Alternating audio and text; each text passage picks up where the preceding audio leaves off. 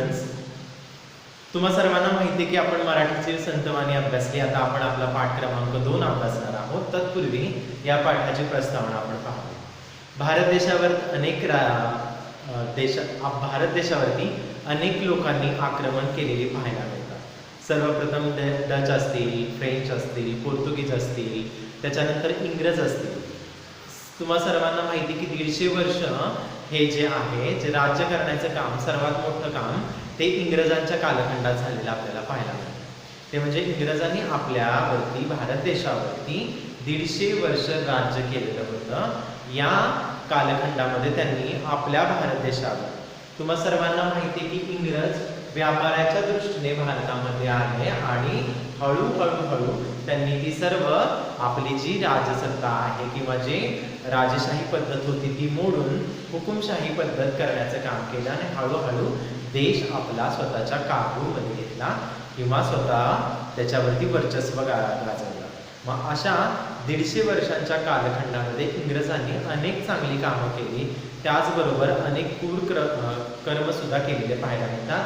आपल्यावरती अन्याय केलेला पाहायला मिळतो, भारतवासियांवरती अन्याय केलेला पाहायला मिळतो. आणि तुम्हा सर्वांना माहिती की त्या व्यक्तींबद्दल जे स्वातंत्र्य सैनिक होते त्यांनी भारत देशासाठी आपल्या प्राणांची आहुती देऊन आपल्या भारताला स्वतंत्र केलं, याविषयी तुम्ही सर्वजण जाणताच. तर असेच हे जे इंग्रज आहे की त्या कालखंडामधील सगळेच इंग्रज वाईट होते का? तर नाही. जे इंग्रज होते त्याच्यामधील काही इंग्रज होते ते खूप मनाने चांगले होते. त्यांना आपल्या भावना समजत होत्या, त्यांना आपलं दुःख समजत होते, परंतु त्यांनी भरपूर वेळा आपल्याला मदत सुद्धा केलेली पाहायला मिळते किंवा भारतीयांबद्दल त्यांना आदर सुद्धा होता. मग अशाच आता आपण हा पाठ अभ्यासणार आहोत. पाठ सप्तरंग या पाठ्यपुस्तकातील पाठ क्रमांक 2 कर्नल मार्शल याच्याविषयी आपण पाहणार आहोत. तर सर्वप्रथम इंग्रजांच्या कालखंडात कर्नल म्हणून वावरणाऱ्या पण भारत देशावर जीवापलीकडे प्रेम करणाऱ्या कर्नलचे भारत देशावरील प्रेम या पाठात वर्णन केलेले आहे. म्हणजे आपल्याला दिसते की त्या कालखंडामध्ये कर्नल मार्शल म्हणून इंग्रजांच्या ह्याच्यामध्ये काम करणारा परंतु भारत देशावरती जीवापाड प्रेम करणाऱ्या अशा एका इंग्रज म्हणजेच कर्नल मार्शलांविषयी या पाठामध्ये त्यांचं देशप्रेम आपल्याला पाहायला मिळणार आहे. याच्याविषयी आपण पाहणार आहोत. सर्वप्रथम आपण पाठाला सुरुवात करत आहोत. मी प्रकट वाचन करत आहे पान नंबर 10 वरील आणि त्याच्याविषयी आपण पहिल्यांदा पाहूया. लेखक व त्याचे मित्र गोव्यात जाण्यासाठी बोटीवर आपल्या केबिन मध्ये बसले होते. 3:30 ला डेक चेअर सोडल्या व गप्पा सुरू झाल्या. डेकवर आमच्याशिवाय तिसरा एक प्रवासी आराम खुर्चीवर बसून वाचित होता. तो म्हातारा होता पण इंग्रज होता, शिवाय लष्करी अंमलदार होता. सकाळपासून आमच्याकडे पाहत हसत होता. मला त्याच्याशी ओळख करावीशी वाटली, पण मेहर अली धकाधकीच्या राजकारणातल्या आखाड्यातले उतरलेले, त्यांचे व लष्करी अंमलदाराचे गोत्र कसे जुळायचे हा सगळा विचार करून आम्ही त्या इंग्रजापासून शक्य तितके दूर बसलो होतो. म्हातारा वाचित होता. त्याच्या आराम खुर्चीस लागूनच एक 9-10 वर्षाचा तरतरीत नाकाचा पंजाबी पोरगा बसला होता. म्हातारा मधून त्याच्या डोक्यावरून हात फिरवत होता, मोठ्या मायेने त्यांच्याशी बोलत होता. म्हाताऱ्याने खाकी हाफ पॅन्ट, खाकी शर्ट, गळ्यात कसला तरी गंडा घातला होता. मिशा करड्या मटन चॉपच्या आकाराचे, आखूट पांढरे शुभ्र केस, छाती उघडी होती, डोळे त्या दिवशीच्या समुद्रासारखे शांत, प्रसन्न व निळे होते. आम्ही जरीही दूर राहिलो असलो तरीही ते आमच्या जवळ आले, गोड हसले आणि म्हणाले, सद्गृहस्थो, माझे नाव कर्नल मार्शल, तुमचे सांगाल काय? मी थोड्या संकोचाने बुवांना म्हणालो, कर्नल, गैरसमज करून घेऊ नका. सकाळपासून आम्ही तुम्हाला टाळत होतो कारण हे माझे मित्र राजकारणी आहेत, तुम्हाला हिंदुस्थानातून हाकलून देण्याच्या खटपटीत आहेत. तुमची आमची ओळख झाली तर कदाचित या शांत समुद्रात वादळ उठेल म्हणून आम्ही दूर बसलो. बुवा कदा हसला. मेहर अलींशी हस्तांदोलन करून ते म्हणाले, कॉम्रेड, तुमचे नाव ऐकून होतो, तुमची भेट झाली, फार आनंद झाला. पण हे बघा, तुम्हाला मला हाकलून देता येणार नाही. मी इथेच मरणार आहे, मरायला मी परत आलो. बुवांचे डोळे पाणावले. लष्करी म्हातारा शांत व स्वस्थ झाला. मला आश्चर्याचा धक्का बसला. मी विचारले, काय कर्नल, तुम्ही पेन्शनर दिसता. तुम्ही वास्तविक इंग्लंडचा रस्ता धरायला हवा होता. तुम्ही परत आलात कसे? बुवा शांतपणे म्हणाले, हा माझा देश आहे. या देशाला मी दत्तक घेतले आहे. याने मला दत्तक घेतले आहे असे म्हणा हवे तर. या देशात माझी उमर गुजरली. मिशा फुटल्या नव्हत्या तेव्हा आलो. येथेच बुडापा आला. आता इथेच मरायला परत आलो. मेहर अलींनी विचारले, पण का? इंग्लंडमध्ये तुमचे सगळे सोयरे असतील, मित्र असतील, घरदार असेल. या वयात आपल्या माणसात आपल्या देशात जाऊन पडावेसे वाटत नाही तुम्हाला? दीर्घ निश्वास सोडून कर्नल म्हणाले, इंग्लंड माझा देश राहिला नाही. आजचे इंग्लंड मला परके नवखे झाले आहे.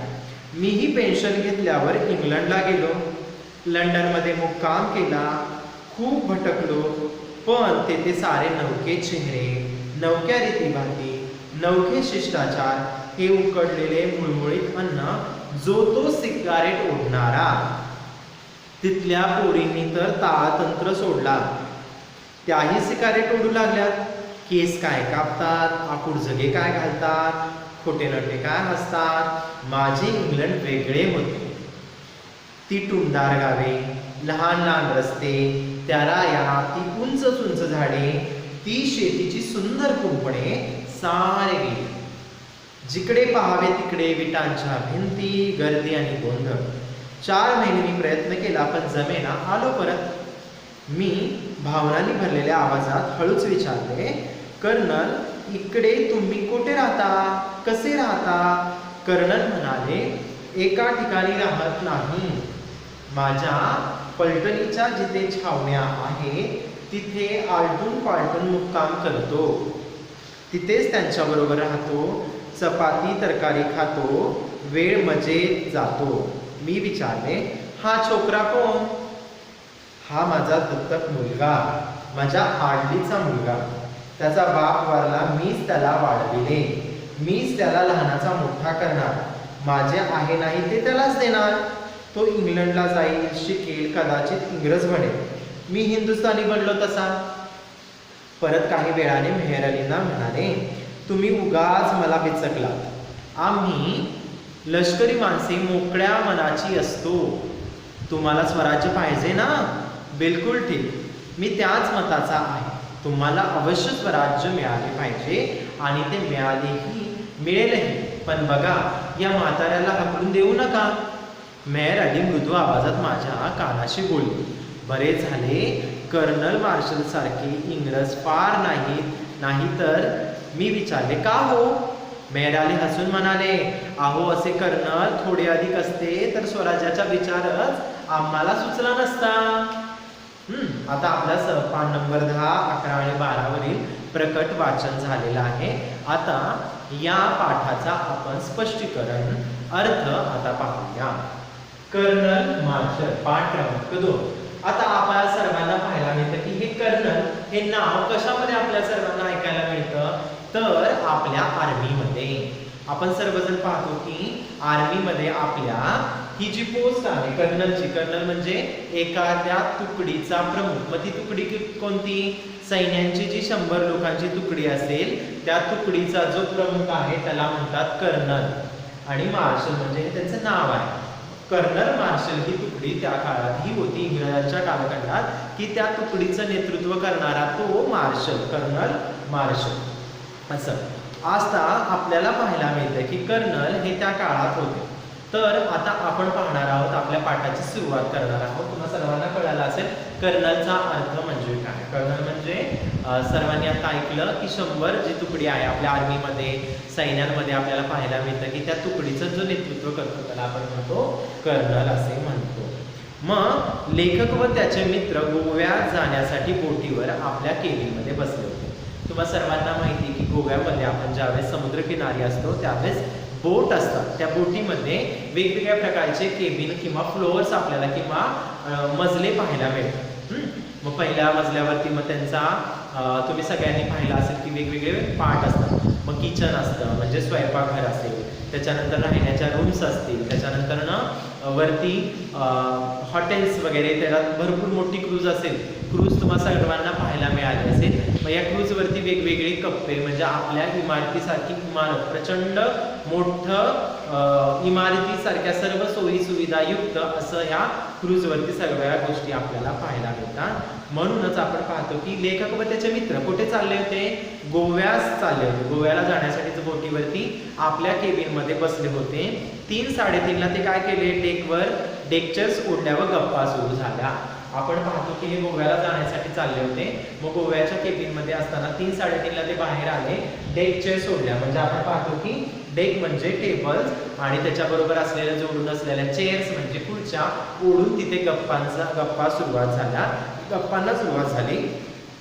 डेकवर लेखक आणि त्यांच्या मित्राशिवाय एक प्रवासी आराम खुर्चीत बसून वाचित होता. एक प्रवासी होता, तो काय करत होता? आराम खुर्चीमध्ये बसून वाचित होता.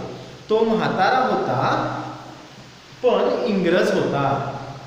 तो म्हातारा होता पण तो कोण होता? इंग्रज होता. शिवाय लष्करी अंमलदार होता.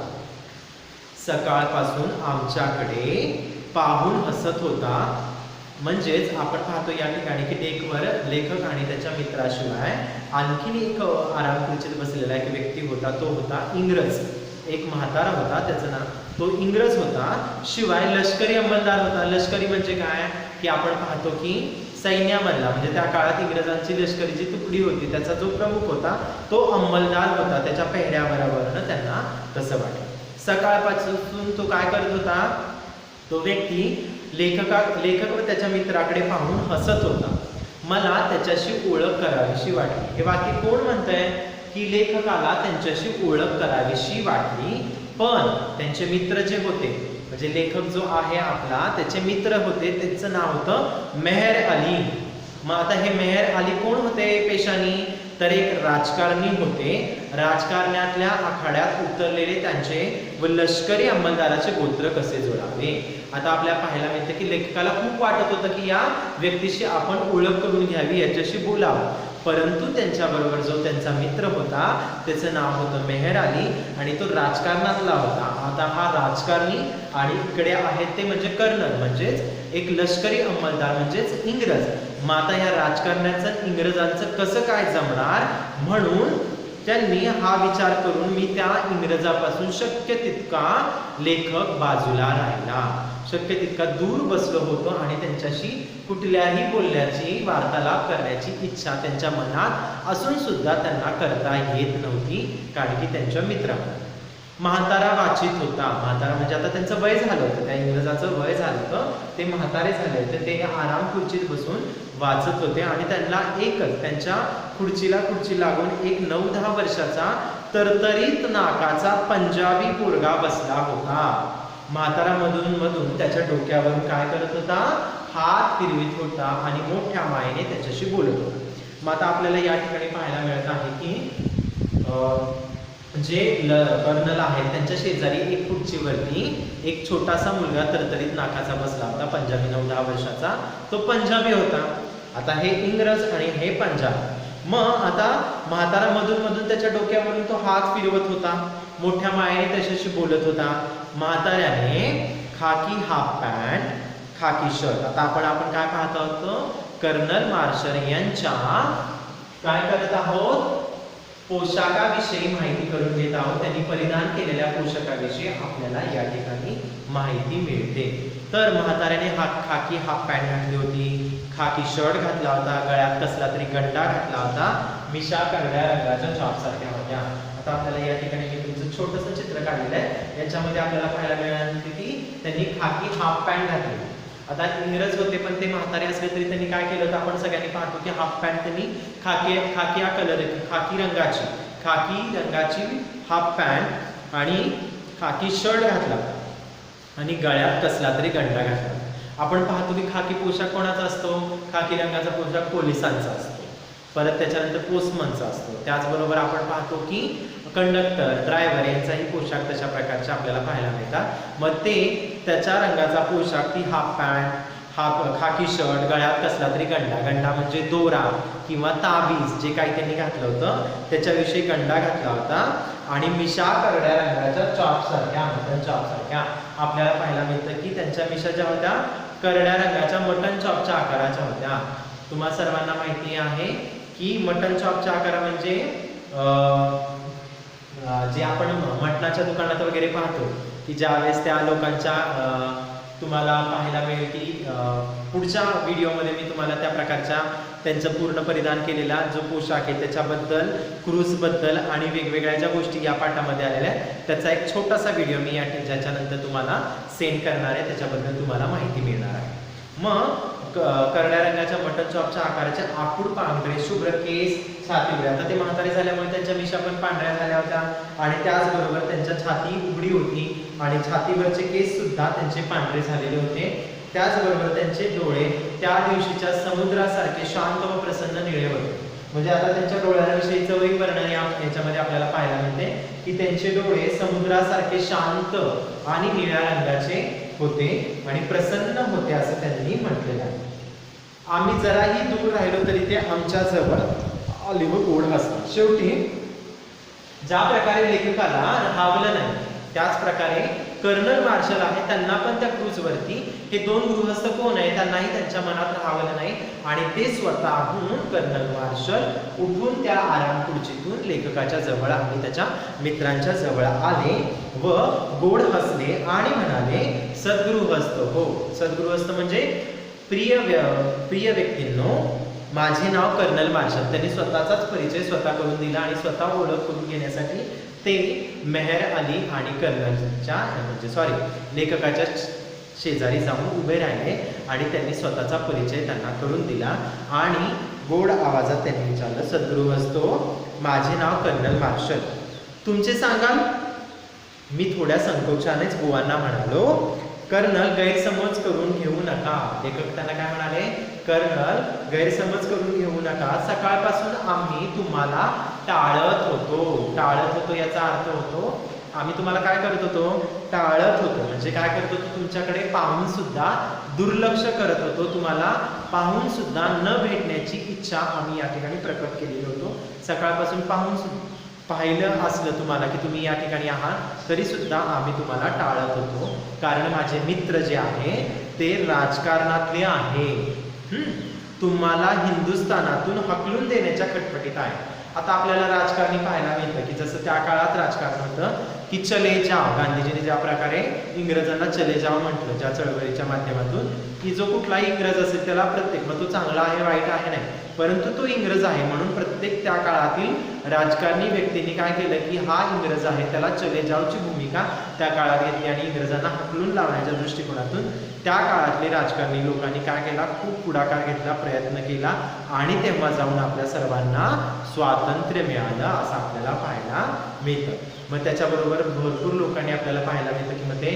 मोठमोठे नेते असतील, मग भगतसिंग असेल, राजगुरू असेल, सुखदेव असतील, गांधीजी असतील, टिळक असेल, नेहरू, म्हणजे वेगवेगळे क्रांतिकारक आहेत, देशासाठी बलिदान देणारे अनेक सैनिक असतील, मग ते बॉर्डरवरचे असतील किंवा या ठिकाणी जे आता आपण ज्यांची नावं ऐकली असे व्यक्ती असतील की त्यांनी भारत देशाला स्वतंत्र करण्यासाठी प्राणांची आहुती दिली आणि इंग्रजांना आपल्या भारत देशातून बाहेर काढलं. मग अशा वेळेस आपण पाहायला मिळतं की हे जे राजकारणी पण अशाच प्रकारचे आहेत की भारत देशामध्ये तुमचं काय काम आहे, तुम्ही इंग्रज आहात, तुमचा तर गेलात कधी, तुमचा जमाना गेला, तुम्ही यांना आम्ही बाहेर काढलेलं आहे असं करून ते काय करतील, माझे मित्र ते राजकारणी आहेत आणि तुम्हाला हिंदुस्थानातून हाकलून देण्याच्या खटपटीत आहेत. तुमची आमची ओळख झाली तर कदाचित या शांत समुद्रामध्ये काय उठेल, वादळ उठेल असं ते म्हणाले.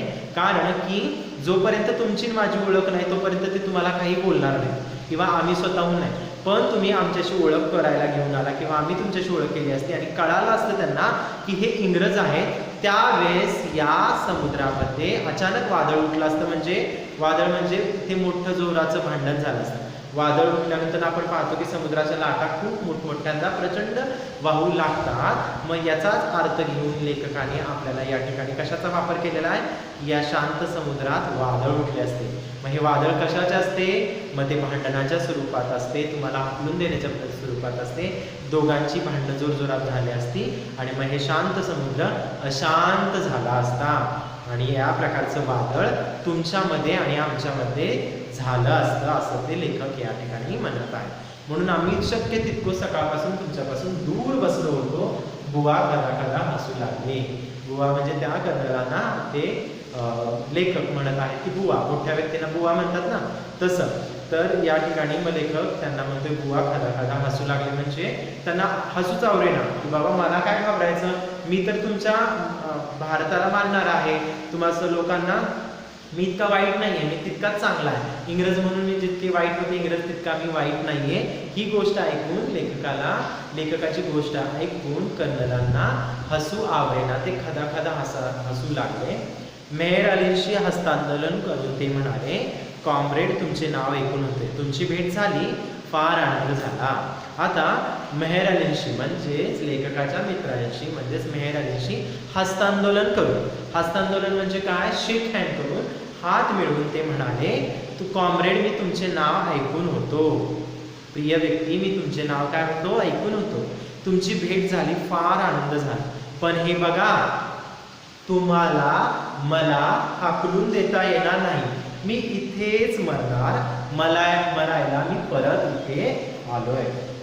मग आपल्याला पाहायला मिळतं की शेवटी ही गोष्ट कळल्यानंतर कर्नलच काय केले, सन्नी स्वतःहून पुढाकार घेतला आणि जे लेखकाचे मित्र, राजकारणातले जे मित्र आहेत, त्यांचं नाव होतं मेहर अलींशी, त्यांच्याशी स्वतः ओळख करून घेण्यासाठी, स्वतः भेटण्यासाठी ते त्या ठिकाणी गेले, त्यांच्याशी हात मिळवला, त्यांच्याविषयी सांगितले की तुमचं नाव मी खूप ऐकून होतं, तुमच्याबद्दल खूप ऐकलं, आज तुमच्याशी प्रत्यक्ष भेटून खूप आनंद झाला, पण तुम्हाला मला हाकलून देता येणार नाही, कारण की मी इथे मरायला आलोय, मी इंग्लंडमधून परत पुन्हा एकदा भारत देशामध्ये इथेच मरणार, इथेच मरायला मी परत आलो, कारण की मी माझं पूर्ण जीवन, आता त्यांच्या आयुष्याबद्दल आता आपण आपल्या पुढच्या पॅरेग्राफमध्ये ऐकणार आहोत, परंतु माझं जे आयुष्य आहे ते भारतामध्येच गेलं, मी इंग्लंडला गेल्यानंतर. आता आपण पाहूया पुढचा आहे की बुवांचे डोळे पाणावले.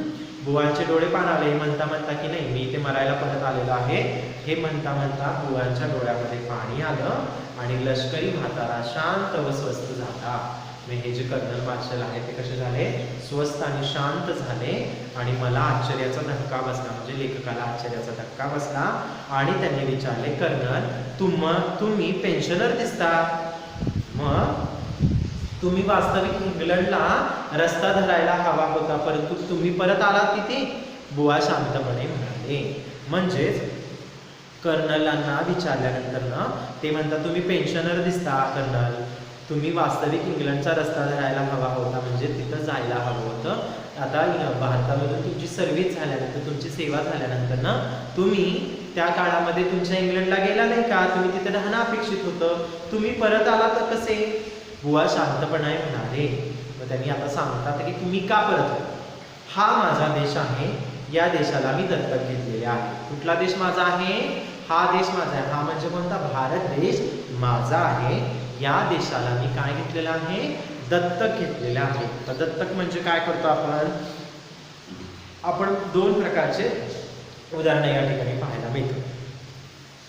ज्या व्यक्तींना मूल होत नसेल किंवा अशा वेळेस आपण काय करतो, म्हणजे ती व्यक्ती दुसऱ्या एखाद्या मग आपल्या नातेवाईकांच्या ह्याच्यामध्ये मूल जे आहे ते दत्तक घेतलं जातं, म्हणजे त्याला रीतसर त्यांना काय केलं जातं, आपल्या नावानिशी त्याला दत्तक घेतलं जातं. या पद्धतीला दत्तक घेणं असे म्हणतात. मग पूर्वीच्या काळी आपल्याला पाहायला मिळतं की एकाच घराघरामध्ये म्हणजे एकाच व्यक्तीला 3-3, 4-4, 5-5, 6-6 मुलं असायची आणि काही वेळेस त्याच घरातील एका व्यक्तीला जर मुलगा नसेल किंवा मुलगी नसेल तर त्याच्या जमिनीचं किंवा त्याचं सगळं जे पुढचं वारसदार म्हणून एखाद्या व्यक्तीला काय घेतलं जायचं, आपण पाहिलं की दत्तक घेतलं जायचं. पूर्वीच्या काळात राजे महाराजे पण अशा गोष्टी करत की ज्यांना व्यक्तींना राजांना मूल होत नसेल किंवा नुसत्याच मुली झाल्या असतील तर मुलगा एखादा दत्तक घेऊन आपला जे सगळं पुढचं जे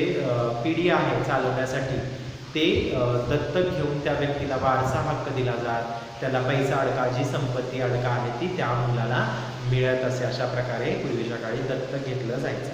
मग त्यांनी तेच म्हटलं की या देशाने मला दत्तक घेतलेलं आहे, म्हणजे अडॉप्ट केलेलं आहे म्हणा. मग या ठिकाणी मी काय करायला आलेलं आहे, हा देश माझा आहे आणि या देशाला मी दत्तक घेतले, त्यांनी मला दत्तक घेतले असे समजा वाटले तर हवे म्हणा. तर या देशात माझी उमर गुजरली, उमर म्हणजे माझं आयुष्य या ठिकाणी गुजरली जेव्हा मिशा फुटल्या नव्हत्या. मिशा फुटल्या नव्हत्या म्हणजे कधी, लहानपणी जेव्हा कर्नलांना मिशा फुटल्या नव्हत्या तेव्हा मी या देशात आलो, भारत देशात आलो. येथेच बुडापा आला म्हणजे मी गेली, म्हणजे मी लहान असताना तरुण असतानाच मी भारत देशात आलो आणि ज्यावेळेस माझा बुडापा आला, आता इथेच मरायला परत आलो आणि मी जे निवृत्त झालो त्यावेळेस माझं वय त्या काळात इतकं होतं की मी म्हातारा या ठिकाणीच झालो आणि आता मी म्हातारा झालो असलो तरी मी मरायला परत इथे आलो. मेहरानीने विचारले, पण का इंग्लंडमध्ये तुमचे सगळे सोयरे नाहीत का? सगळे सोयरे असतील, मित्र असतील, घरदार असेल, या वयात आपल्या माणसात आपल्या देशात जाऊन पडावेसे असे तुम्हाला वाटत नाही का? दीर्घ निश्वास घेऊन कर्नल म्हणाले. मग कर्नलांना जेव्हा लेखक किंवा त्याचे मित्र हे वाक्य म्हणतात की तुम्हाला वाटत नाही का तुम्ही इंग्लंडला जाणे अपेक्षित आहे, तिथे तुमचे सगळे सोयरे असतील, तिथे नातेवाईक येतील, त्यांच्याबरोबर वेळ घालवा, तुमचं घर असेल तिथे घरदार सोडून तुम्ही इथे कशाला आला, तिथे राहणं अपेक्षित होतं. त्यावर कर्नल मार्शल दीर्घ श्वास घेऊन त्यांना सांगतात. कर्नल म्हणाले, इंग्लंड देश माझा राहिला नाही. आजचे इंग्लंड मला परके आहे. आजचे इंग्लंड मला काय आहे? परके आहे. परके म्हणजे लांबचे आहे, नवखे झालेले आहे, नवीन झालेले आहे. मीही पेन्शन घेतल्यावर इंग्लंडला गेलो, लंडनमध्ये मुक्काम केला, खूप भटकलो, पण तेथे सारे नवखे चेहरे म्हणजेच नवनवीन चेहरे मला पाहायला मिळाले. नवख्या रीतीभाती, तिथल्या रीतीभाती सगळ्या बदलल्या होत्या. ज्या पूर्वीच्या काळी रीतीभाती होत्या त्या सगळ्या बदलून म्हणजेच परंपरा, चाली, रीती, संस्कार सगळे बदललेल्या रीतीभाती. नवखे शिष्टाचार म्हणजेच ते उकडलेले मिळमिळीत अन्न, जो तो सिगारेट ओढणारा, तिथल्या पोरींनी तर ताळ तंत्र सोडून दिलेला आहे, त्याही सिगारेट ओढू लागल्या. केस काय कापतात, आकुड झगे काय घालतात, खोटे नाटे काय हसतात. माझे इंग्लंड वेगळे होते. ती टुमदार गावे, लहान लहान रस्ते, त्या राया, सर्व काही आता पूर्वीच्या इंग्लंड आता तशा प्रकारे राहिले नाही असे कर्नल आपल्याला सांगताना पाहायला मिळत आहे. म्हणजे लेखक आणि त्याच्या मित्राला सांगताना आपल्याला पाहायला मिळतात. तर आपल्याला या ठिकाणी पाहायला मिळतं की इंग्लंड माझा देश राहिला नाही असे ते कर्नल आपल्याला म्हणताना पाहायला मिळत आहे. कारण की इंग्लंड जसं पूर्वीचं होतं तसं आत्ताचं नाही असं त्यांचं म्हणणं आहे. मग पूर्वी कसं होतं इंग्लंड, तर पूर्वी तिथे टुमदार गावे होती, लहान लहान रस्ते होते, उंच उंच राया होत्या म्हणजे पर्वत होते, डोंगर होते, हिरवेगार होते, मग उंच झाडे होती, शेतीची सुंदर कुंपणे होती. सारे गेले जिकडे पाहावे तिकडे विटांच्या भिंती आणि गर्दी आणि गोंधळ आता झालेला त्यांना पाहायला मिळतं. मग त्यांनी या ठिकाणी आपल्याला पाहायला मिळतं की पूर्वीच्या काळचं जे त्यांचं इंग्लंड होतं त्याच्याविषयी त्यांनी सांगितलं की तिथे काय छोटी छोटी घरे होती, छोटे रस्ते होते, टुमदार राया होत्या, डोंगर होते, हिरवीगार झाडे होती, उंच झाडे होती आणि शेतीमध्ये असलेलं कुंपण आणि छानपैकी शेत आता आपल्याला पाहायलाच मिळतं. जसं त्यांनी सांगितलेलं आहे की आत्ताच्या काळात आपल्याला सिमेंट आणि कॉन्क्रीटचं जंगल दिसतं, विटांचं जंगल दिसतं, त्याच प्रकारचं त्यांनी सांगितलेलं आहे की त्या इंग्लंडमध्ये सुद्धा परिवर्तन झालेलं त्यांनी सांगितलेलं आहे. आणि त्या परिवर्तनामुळे काय झालं तर तिथली जी लोक आहेत ती काय झालेली आहेत, बदललेली आहे. जो तो काय करतो, सिगारेट ओढू लागलेला आहे. मुलांबरोबर मुली सुद्धा सिगारेट ओढू लागलेल्या आहेत. त्यांनी सर्वांनी मुलांनी मुलींनी ताळतंत्र सोडलेलं आहे. म्हणजे बोलणं काय, हसणं काय, खोटं हसणं, टाळ्या देणं, एकमेकांशी हे करणं, केस काय कापतात, मुली केस काय कापतात, आखूड झगे काय घालतात. झगे म्हणजे फ्रॉक किंवा हे आपण पाहतो काय घालतात, खोटे नाटे काय हसतात. माझे इंग्लंड वेगळे होते, आताचे इंग्लंड हे खूप पूर्णपणे वेगळे आहे असे ते म्हणतात. त्याचबरोबर ते म्हणतात मी ज्या काळात तिथून आलो त्या काळातील कुठलीच लोक आता त्या ठिकाणी नाही आहेत. तिथे सगळे नौकेचे आहेत. नौके म्हणजे न ओळखीचे नवीन चेहरे त्या ठिकाणी मला आता इंग्लंडमध्ये गेल्यानंतर पाहायला मिळाले. तिथला सगळा शिष्टाचार म्हणजे संस्कार तर नाही येत नाही, शिष्टाचार सुद्धा बदललेला आहे आणि तिथलं अन्न सुद्धा बदललेलं आहे. उकडलेले मुळमुळीत अन्न, जे आपण उकडलेलं अन्न कोणाला देतो? ज्यावेळेस व्यक्ती एखादी आजारी असेल किंवा आजी आजोबा असतील किंवा ज्यांना डायबिटीज आहे किंवा बीपी असतील, अशा लोकांचं आपण काय करतो? अन्नांमध्ये मीठ वगैरे कमी टाकतो, आळणी बनवतो, उकडून देतो. मग अशा गोष्टी तिथेही तिथलंच मुळमुळीत अन्न आणि जो तो वेगळा बदललेला व्यक्ती त्या ठिकाणी त्यांना पाहायला मिळाला. त्याच्यामुळे ते म्हणतात की इंग्लंड आता माझे राहिलेले नाही. पूर्वीचे इंग्लंड आणि आताच्या इंग्लंडमध्ये खूप फरक आहे. मग मी 4 महिने राहण्याचा तिथे त्या ठिकाणी प्रयत्न केला, पण जमेना. आलो परत, मग इंग्लंड सोडलं आणि परत मी कुठं आलो? भारतात आलो. मला 4 महिने तिथे करमेना. 4 महिने कसे बसे राहिलो तिथे, काही करमेना, काही जमेना. मग तडक तिथलं इंग्लंड सोडलं आणि परत भारतात आलो. मी भावनांनी भरलेल्या आवाजात हळूच विचारले. लेखक काय म्हणतो? मी भावनांनी भरलेला. मग यांच्या त्यांच्या भावना ऐकून, त्यांची जी परिस्थिती ऐकून लेखकाचं मन भरून आलं आणि तो हळूच आवाजात विचारले. काय विचारले? कर्नल, तुम्ही येथे कुठे राहता? मग लेखकाला त्यांच्याविषयी जी आपुलकी आणखीन जास्त वाढली आणि लेखकाने विचारली, तर कर्नल आता तुम्ही इथे कुठे राहता? कसे राहता? कर्नल म्हणाले की एका ठिकाणी मी राहत नाही. माझ्या पलटणीच्या छावण्या, माझ्या पलटणीच्या जिथे छावण्या आहेत तिथे आलटून पालटून मी मुक्काम करतो. तेथेच त्यांच्याबरोबर राहतो, चपाती तरकारी खातो आणि वेळ मजेत घालतो. आता आपल्याला पाहायला मिळतं की छावण्या म्हणजे आपण पाहतो की सैनिक एका ठिकाणाहून दुसऱ्या ठिकाणी जात असताना छोटे छोटे तंबू टाकत असतात, छावणी टाकत असतात, त्या ठिकाणी राहत असतात. तिथलं काम झाल्यानंतर पुढच्या इथे जातात. तशा वेगवेगळ्या आमच्या छावण्या असतात, म्हणजे आमच्या लोकांच्या जे जे इंग्रज या ठिकाणी राहिलेले आहेत, त्यांच्या जमातीचे जे जे लोक राहिलेले आहेत ते लोक एकत्र राहून वेगवेगळ्या आमच्या ज्या छावण्या आहेत तिथे आलटून पालटून, म्हणजे इकडे एकदा 2 दिवस इकडे 4 दिवस तिकडे असे आलटून पालटून आम्ही मुक्काम करतो आणि तिथेच त्यांच्याबरोबर राहतो. भात, चपाती आणि तरकारी. चपाती आणि तरकारी म्हणजे भाजीपाला, याच्याबरोबर खातो. म्हणजे जेवण खाणं व्यवस्थित करून माझा वेळ मजेत या ठिकाणी जातो असे ते म्हणतात. मग लेखकाने विचारले, हा छोकरा कोण? लेखकाच्या मनात प्रश्न आला होता की बाबा कर्नलाने स्वतःविषयीची तर माहिती सांगितली, पण हा जो मुलगा आहे तो कोण आहे? कारण की त्यांनी जी परिधान केली, पगडी घातलेली आहे किंवा त्यांनी जे केस बांधलेले आहे, तर हा पंजाबी मुलगा दिसतोय आणि हा यांच्या बरोबर कसा काय? तर ते म्हणतात हा माझा दत्तक मुलगा आहे. मी या मुलाला काय घेतलेलं आहे? दत्तक घेतलेला. हा माझ्या आडलीचा मुलगा. म्हणजेच मी काय केलेलं आहे? लग्न जरी माझं झालं नसलं, काय झालं नसलं, तरी मला मुलं बाळ नसली तरी मी या काय केलेलं आहे? मुलाला काय घेतलेलं आहे? दत्तक घेतलेलं आहे. आणि त्याचा बाप वारला, म्हणजे माझ्याबरोबर जे काम करणारे व्यक्ती होते त्याच्यामधील एक जो व्यक्ती होता, म्हणजे तो भारतीय होता, त्या भारतीय व्यक्तीच्या मुलाचं संगोपन करण्याचं काम मी आता करत आहे. त्याला दत्तक घेतलेलं आहे. त्याचे वडील वारलेले आहेत, मीच त्याला वाढवले, मीच त्याला आता लहानाचा मोठा करणार. म्हणजे पहा, आपल्याला पाहायला मिळतं इंग्रज असून सुद्धा भारतातील त्यांचा जो सहकारी होता किंवा त्यांच्या हाताखाली जो काम करणारा व्यक्ती होता, त्या व्यक्तीचा मुलगा यांनी दत्तक घेतला, त्याला वाढवले, त्याला मोठं करणार आहे, त्यालाच लहानाचा मोठा करून झाले. माझे आहे नाही ते मी त्यालाच देणार आहे. आता जे माझ्याकडे जी प्रॉपर्टी आहे किंवा जे काही माझं आहे ते मी काय करणार आहे? त्याच्या नावे करणार आहे. मग तो इंग्लंडला जाईल. माझं सगळं जे काही आहे, माझी पेन्शन असेल, माझं जो पैसा अडका असेल, माझं घर असेल, माझी जागा असेल, जमीन असेल, ती मी सगळी कोणाच्या नावावर करणार आहे? या माझ्या लाडक्या मुलाच्या नावावरती करणार आहे, नातवाच्या नावावरती करणार आहे असे ते म्हणतात. मग तो इंग्लंडला जाईल. मग माझं हे सगळं करण्यासाठी तो इंग्लंडला जाईल, शिकेल, कदाचित तो इंग्रज होईल. कारण की ते इंग्लंडमध्ये राहणार म्हणजे तो कोण होणार? इंग्रज होईल. मी हिंदुस्थानी जसा बनलो तसा तो इंग्रज बनतो. कारण की मी इंग्रज असून सुद्धा भारतात माझी लहानपणापासून आत्तापर्यंतची मी माझी सगळी हे घातली जीवन या ठिकाणी व्यतीत करत आहे, उम्र घालवली.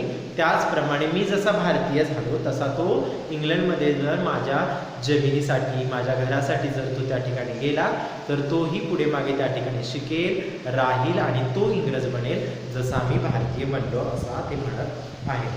परत काही वेळाने मेहर अली म्हणाले, तुम्ही उगाच मला बिचकवता. तुम्ही उगाच आम्हाला काय करता, बिचकवता.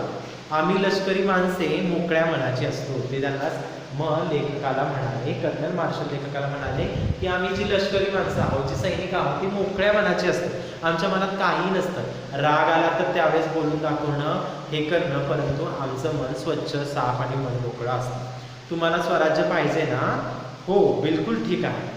मी त्याच मताचा आहे. तुम्हाला स्वराज्य पाहिजे, तुमचं राज्य, तुम्ही स्वतंत्र हवात, हे तुम्हाला जसं वाटतं तसं मलाही वाटतं. मीही त्याच मताचा आहे असे ते म्हणतात. तुम्हाला अवश्य स्वराज्य मिळाले पाहिजे आणि ते मिळेलही. पण बघा, या म्हाताऱ्याला या ठिकाणून हाकलून देऊ नका. तुम्हाला स्वराज्य हे मिळेल वगैरे, परंतु तुम्ही आता मला या भारत देशामधून हाकलून देऊ नका.